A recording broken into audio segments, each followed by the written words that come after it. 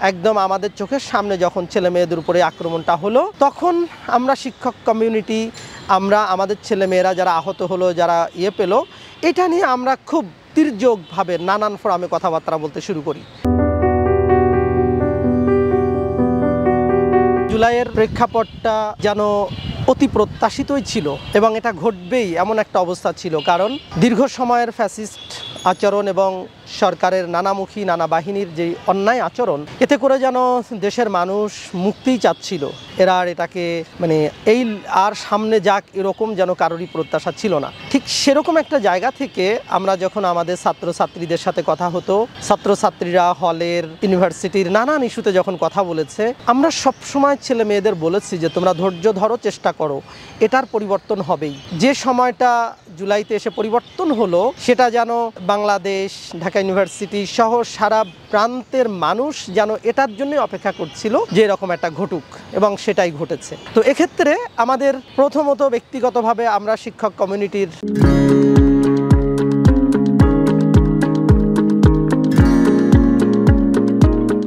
আমাদের জায়গা থেকে যেই ভূমিকাটা ছিল সেটা হচ্ছে অলওয়েজ ক্লাসে ছাত্রছাত্রীদেরকে এবং নানান জায়গায় এইটা অ্যাওয়ারনেস তৈরি করা যে ফ্যাসিস্ট বা ওই আমলের ব্যক্তিদের, কর্তা ব্যক্তিদের নানান ধরনের অন্যায় অপরাধের আলোচনাগুলো আমরা ছেলে মেয়েদের সাথে করতাম। বিশেষ করে বিপ্লবের মাত্র 15 দিন আগে আমার আরবি বিভাগের ছেলেমেয়েরা একসাথে দাঁড়ানো, তারা বেশ কিছু হতাশা প্রকাশ করলে আমি বলেছি যে অ্যাট এনি কস্ট ছেলে মেয়েদের যে আন্দোলনই হবে, এবং তার আগে কোটা আন্দোলন চলছিল, এখানে তোমাদের সবাইকে থাকতে হবে, তার কারণ এটা আমাদের বাংলাদেশকে রক্ষার একটা আন্দোলন হয়ে বসতে পারে। তো এভাবে আমি ছেলে মেয়েদের সাথে অলওয়েজ আলাপগুলো করতাম। তো ঠিক জুলাইকে কেন্দ্র করে 15 তারিখে যখন ঢাকা বিশ্ববিদ্যালয়ের ছেলে মেয়েদের উপরে আক্রমণ হলো, এবং তার কয়েকদিন আগ থেকে যেই কোটা আন্দোলনের ছেলে মেয়েদের যে ইনভলভমেন্ট ছিল এবং নানানভাবে তাদেরকে হুমকি দেওয়া, ক্ষতিগ্রস্ত করা, তাদেরকে ভয় দেখানো, এই সময়গুলোতে আমরা বিভিন্নভাবে ছেলে মেয়েদের পাশে ছিলাম। তারা এসে শেয়ার করেছে, স্যার আমাদের এই ভয় দিচ্ছে, ওই দিচ্ছে। আমরা সাহস দিয়েছি যে আমরা তোমাদের দৃশ্যমান সাথে না থাকলেও অদৃশ্যভাবে তোমাদের আশেপাশে আছি, তোমরা এগিয়ে যাও। এভাবে মনোবল আমরা ভেতর থেকে দিয়ে সামনে ছেলেমেয়েরা ছিল। ঠিক 15 তারিখের ঘটনার পরে একদম আমাদের চোখের সামনে যখন ছেলে মেয়েদের উপরে আক্রমণটা হলো, তখন আমরা শিক্ষক কমিউনিটি, আমরা আমাদের ছেলেমেয়েরা যারা আহত হলো, যারা পেলো, এটা নিয়ে আমরা খুব তীর্যকভাবে নানান ফোরামে কথাবার্তা বলতে শুরু করি। আমরা তৎকালীন শিক্ষকদের যেই গ্রুপে আমরা থাকি, আমরা নানাভাবে আমাদের শিক্ষকদের চেষ্টা করেছি, শিক্ষক লিডার্সদের, যে আমরা এখানে পাশে দাঁড়ানো, আমাদের এখানে নামা উচিত। কিন্তু কষ্টকর হলেও কথাটা সত্য যে আমরা শিক্ষক কমিউনিটি যেভাবে ছেলেমেয়েরা তাদের সব কিছু দিয়ে নেমেছে, মার খাচ্ছে, সেইভাবে আমরা প্রথমত নামতে পারিনি। পরে আমি ব্যক্তিগতভাবে যেই নেটওয়ার্ক, শিক্ষক নেটওয়ার্কের যে ব্যানার তারা নিয়ে অপরাজেয় বাংলায় দাঁড়ালো, সেই ব্যানারে আমি ইন হয়ে গেলাম। কারণ আমার তখন একটা জায়গা দরকার ছিল যে ছেলে মেয়েদের জন্য খালি ঘরে বসে, ডিপার্টমেন্টে বসে কথা বলাটাই আমার যেন ভালো লাগছিল না, কোনোভাবে একটু ইনভলভ হওয়া। তো আমি একেবারেই তখনকার দেখলাম যে একটা ব্যানার আমি দেখতে পাচ্ছি, আমি হিসাব করিনি যে ওই ব্যানারের কে আছেন। আমি এটাই এক টোনে একত্রিত হয়েছি যে ঢাকা বিশ্ববিদ্যালয়ের ছেলে মেয়েদের মুক্তি চাচ্ছে এই ব্যানার, এবং যে ফ্যাসিজম ক্রমাগতভাবে বেড়ে উঠেছে তার প্রতিবাদে এখানে 10-50 জন শিক্ষক দাঁড়িয়েছে। ব্যাস আমি সেভাবে ইনভলভ হয়ে গেছি।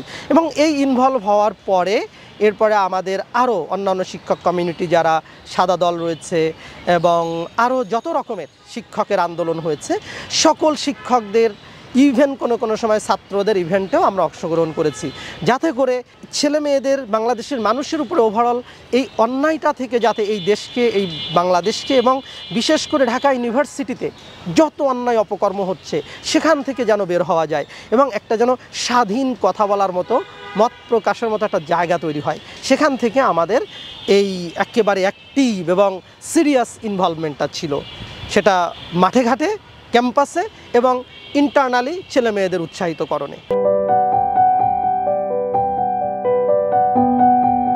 5ই আগস্ট আমি বলবো যে অনেক পরিবর্তনের আশা আমাদের ছিল, হয়তো অনেক হয়নি, কিন্তু একটা পরিবর্তন হয়েছে যে আমরা বিগত যে 15 বছর একটু স্বাধীনভাবে যেন শ্বাস প্রশ্বাস নিতে পারিনি, 5ই আগস্ট মোটা দাগে আমরা যেন সবাই একটা সুন্দর শ্বাস নিতে পেরেছি, শ্বাস প্রশ্বাস আমরা নিতে পেরেছি। দ্যাট মিনস আমরা নির্ভয়ে কথা বলতে পেরেছি। এটা প্রথমত। ঢাকা বিশ্ববিদ্যালয় অর্জনে যদি আমি আসি, এখানে অনেক অর্জন, কারণ আমাদের ছেলেমেয়েরা তার আগে হলে গণরুমে থাকতো। ফার্স্ট ইয়ারে একটা ছেলে বা মেয়ে আসার পরে বাধ্যতামূলকভাবে তাদের রাত 12টা পর্যন্ত হলে ঢোকা যাবে না। ইভেন রাত 12টার পর থেকে রাত 3টা পর্যন্ত রাস্তায় রাস্তায় ঘুরতে হবে, তাদেরকে রুমে ঢুকতে দেওয়া হতো না। থাকবে গণরুমে, তাও না। তাদেরকে নিয়ে হেন প্রসেশন, অমুক নেতা তমুক নেতা আসছে, তাকে গার্ড দেওয়া, তার পক্ষে কাজ করা, এহেন কিছু নাই যা করা হয়নি। এবং ছেলেমেয়েরা অলওয়েজ একটা ট্রমার ভেতরে থাকতো, তারা ভীত থাকতো যে কখন কি হয়। এবং এর পাশাপাশি কাউকে সার্টিফিকেট নিয়ে খোটা দেওয়া, কে কোন মাদ্রাসার, কে কোন কলেজের, সে কোথায় গেল, মোবাইল চেক করা, মানে এক নাগাড়ে একাধারে ছেলে মেয়েদেরকে ঢাকা বিশ্ববিদ্যালয়ের মতো একটা জায়গায় একটা ছেলে বা মেয়ে চান্স পেয়েছে, অথচ ছাত্রদের কাছে না, তাদের কাছে এইভাবে সবসময় একটা ভয়ের মধ্যে থাকতে হতো, জবাবদিহিতার ভেতরে। এই জায়গা থেকে ছাত্ররা এখন সম্পূর্ণ মুক্ত, ছাত্রছাত্রীরা, এটা তাদের পহেলা অর্জন। 2, ঢাকা বিশ্ববিদ্যালয়ের ছেলে মেয়েদের আগে কথা বলতে গেলে কোনো বড় ভাই বড় বোনের নজর করে কথা বলতে হতো, যে সে কথা বললে, মানে ব্যক্তি কথা বললে তিনি কিভাবে নেবেন, সেই জায়গাটায় ছেলেমেয়েরা সম্পূর্ণ স্বাধীন। 3, এ পর্যন্ত ছেলে মেয়েদের যে কোনো দাবি বিগত 15 বছরে আমার জানা মতে শিক্ষকদের কাছে তারা পৌঁছতে পেরেছে খুবই কম। এখন স্বয়ং ভিসি স্যার থেকে শুরু করে যে কোনো স্যারের কাছে ছেলেমেয়েরা ইজিলি দাবিগুলো করতে পারছে। আমাদের ক্যাম্পাসের একাডেমিক পরিবেশ, গবেষণার পরিবেশ, র্যাঙ্কিংয়ের জায়গা, এ সবটাই পরিবর্তন হয়েছে। আমি যদি ছেলে মেয়েদের ইস্যুতেই বলি, এই ছেলেমেয়েরা ঢাকা বিশ্ববিদ্যালয়ে, আমি অন্তত 98 সাল থেকে এসে যেমন পরাধীনতায় ছিল ছেলেমেয়েরা, আমি দেখেছি নানান জনের হাত বদল হওয়ার পরে 5ই আগস্টের পরে ছেলেমেয়েরা একটা অন্য মাত্রার স্বাধীনতা লাভ করেছে। এবং এটার জন্য অতি অবশ্যই যারা শহীদ হয়েছে তাদের একটা বিশাল স্যাক্রিফাইস এখানে রয়েছে।